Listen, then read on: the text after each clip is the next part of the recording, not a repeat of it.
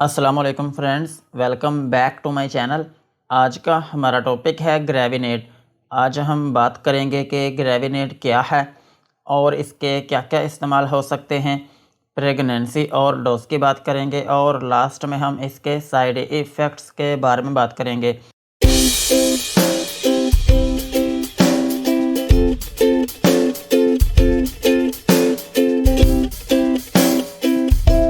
ग्रेविनेट ये एक anti emetic medicine है और ये टैबलेट, सिरप और इंजेक्शन की फॉर्म में अवेलेबल है। जो ग्रेविनेट टैबलेट है ये 50 मिलीग्राम की स्ट्रेंथ में अवेलेबल है और जो ग्रेविनेट सिरप है ये 12.5 मिलीग्राम पर 4 ml की स्ट्रेंथ में अवेलेबल है। और अगर हम बात करें इसकी पैकिंग के लिहाज से तो ये सिर्फ 60 ml की पैकिंग में अवेलेबल है और ग्रेविनेट इंजेक्शन जो है ये भी 50 मिलीग्राम पर ml की स्ट्रेंथ में अवेलेबल है। और इनमें जो फार्मूला यूज़ हुआ है उसका नाम है डायमिन हाइड्रेनेट। ये था ग्रेविनेट सिरप, टैबलेट और इंजेक्शन का इंट्रोडक्शन।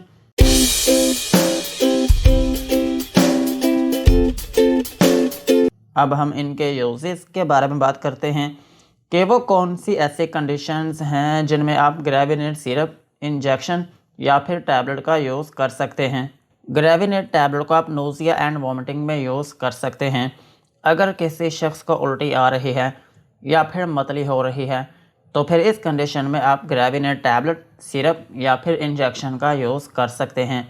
और ग्रेविनेट टैबलेट और सिरप को आप वर्टिगो में भी यूज़ कर सकते हैं, यानी कि अगर आपको चक्कर आ रहे हैं या फिर आपको ऐसा लग रहा है कि जैसे दुनिया आपके गिर्द घूम रही है तो फिर इस कंडीशन में भी आप ग्रेविनेट टैबलेट, सिरप या फिर इंजेक्शन का यूज़ कर सकते हैं।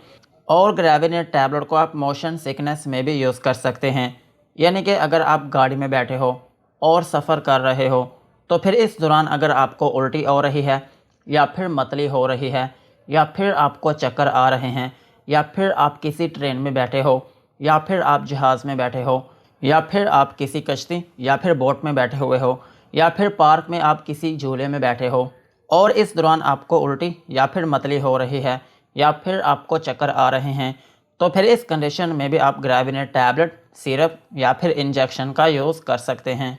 और ग्रेविनेट टैबलेट को आप मेनियर्स डिजीज़ में भी यूज़ कर सकते हैं।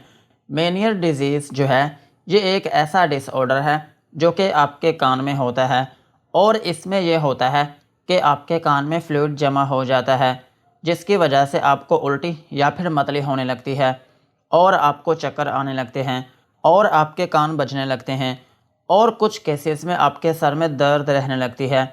इस कंडीशन में भी आप ग्रेविनेट टैबलेट, सिरप या फिर इंजेक्शन का यूज़ कर सकते हैं। और ग्रेविनेट टैबलेट को आप post operative nausea and vomiting में भी यूज़ कर सकते हैं।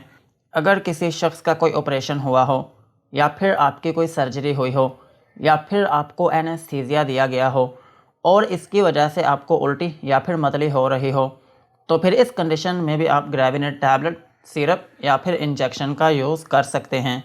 और ग्रेविनेट टैबलेट को आप nausea and vomiting due to chemotherapy में भी यूज़ कर सकते हैं। अगर आपको खुदा न खास्ता कैंसर हो और आपको कीमोथेरेपी लगी हो और इसकी वजह से आपको उल्टी या फिर मतली हो रही हो या फिर आपको चक्कर आ रहे हों तो फिर इस कंडीशन में भी आप ग्रेविनेट टैबलेट, सिरप या फिर इंजेक्शन का यूज़ कर सकते हैं। और सेम इसी तरह आप इसको nausea and vomiting due to radiation therapy में भी यूज़ कर सकते हैं। अगर आपको रेडिएशन थेरेपी दी गई हो यानी कि शुआओं के ज़रिए आपका कोई इलाज किया गया हो तो फिर उसकी वजह से अगर आपको उल्टी या फिर मतली हो रही हो या फिर आपको चक्कर आ रहे हों तो फिर इस कंडीशन में भी आप ग्रेविनेट टैबलेट, सिरप या फिर इंजेक्शन का यूज़ कर सकते हैं। और ग्रेविनेट टैबलेट को आप प्रेगनेंसी में भी यूज़ कर सकते हैं। अगर आपको हमल में उल्टी या फिर मतली हो रही है या फिर आपको चक्कर आ रहे हैं तो फिर इस कंडीशन में भी आप ग्रेविनेट टैबलेट या फिर सिरप का यूज़ कर सकते हैं। ओवरऑल अगर हम बात करें तो ग्रेविनेट टैबलेट और सिरप जो है ये एक एंटी एमेटिक मेडिसन है। अगर आपको उल्टी आ रही है या फिर आपको मतली हो रही है या फिर आपको चक्कर आ रहे हैं तो फिर इस कंडीशन में आप ग्रेविनेट टैबलेट, सिरप या फिर इंजेक्शन का यूज़ कर सकते हैं। यही थे ग्रेविनेट टैबलेट के यूजेस।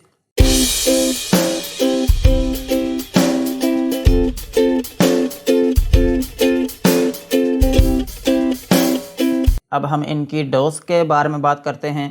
अगर आपकी एज 18 साल से ज़्यादा है तो फिर आप इसकी 50 मिलीग्राम की एक टैबलेट दिन में 3 से 4 मरतबा तक यूज़ कर सकते हैं।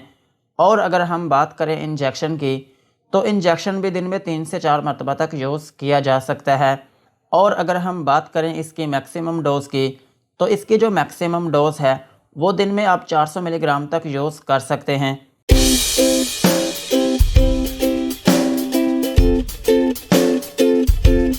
और अगर हम बात करें बच्चों की, तो बच्चों में यूज़ किया जाता है सिरप। अगर आपके बच्चे की एज 2 साल से ज़्यादा है तो फिर आप उसको 1 टीस्पून दिन में 3 से 4 मरतबा तक दे सकते हैं।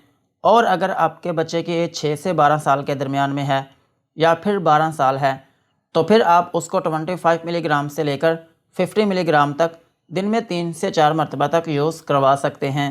और अगर आपका बच्चा 12 साल का है या फिर 12 साल से बड़ा है तो फिर आप उसको 50 मिलीग्राम की जो एक टैबलेट है दिन में 3 से 4 मरतबा तक यूज़ करवा सकते हैं।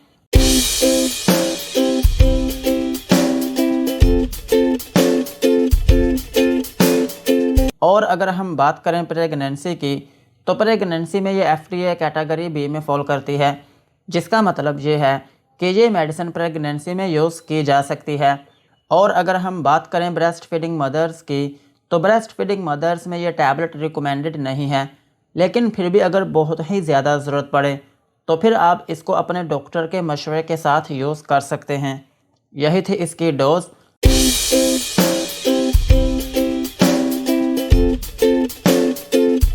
अब हम इसके साइड इफ़ेक्ट्स के बारे में बात करते हैं कि अगर आप ग्रेविनेट टैबलेट, सिरप या फिर इंजेक्शन का यूज़ करते हैं तो आपको क्या क्या नुकसानात हो सकते हैं।